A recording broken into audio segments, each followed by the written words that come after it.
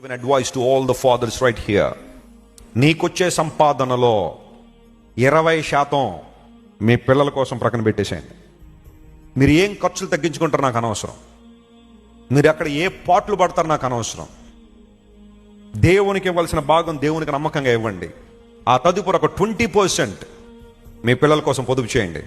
అది మీరు బ్యాంకులోనే వేస్తారో పోస్ట్ ఆఫీస్లోనే వేస్తారో వేయండి, అంతే. దాన్ని మళ్ళీ టచ్ చేయద్దు. ఇంక మీరు నీకు 10,000 వస్తే నెలకి 2,000 నీ పిల్లల కోసం ప్రక్కన పెడితే సునామీ వచ్చినా కానీ నువ్వు దాన్ని టచ్ చేయద్దు. ఇంకా అవి పిల్లల కోసం అంటే పిల్లల కోసం ఉంచంతే.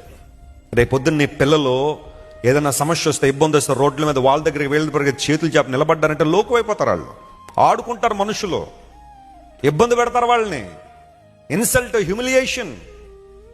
నువ్వు ఎవరి దగ్గర అయినా ఎప్పుడైనా చేయి చాపి నిలబడ్డావంటే నీ దగ్గర నుంచి నాకు ఇది కావాలి నిలబడ్డాడు, ఆ మూమెంట్ నిన్ను హ్యూమిలేట్ చేసేస్తారు అంతే. ఇంకా ఇన్సల్ట్ చేస్తారంతే. నా అవసరం వీడికి ఉంది అని తెలుసుకున్న, అది కేవలం డబ్బుల గురించే కదా, ఏదైనా సరే నువ్వు నిలబడి చేయి చాపేవంటే నువ్వు అక్కడి నుంచి అవమానం స్టార్ట్ అయినట్టే, నీకు ఇన్సల్ట్ స్టార్ట్ అయినట్టే.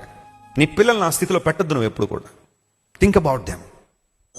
నీకు వచ్చే సంపాదన అట్లీస్ట్ 20% మీ పిల్లల కోసం పక్కన పెట్టేసేయండి, అంతే. ఇక టచ్ చేయద్దు. మీరు మీరు ఒక ఆదివారం చికెనే మానుకుంటారో, లేదా మటన్ తినడం మానేస్తారో, ఫిష్ కొనుక్కోవడం మానేస్తారో, మీ ఇష్టం. Protect your children.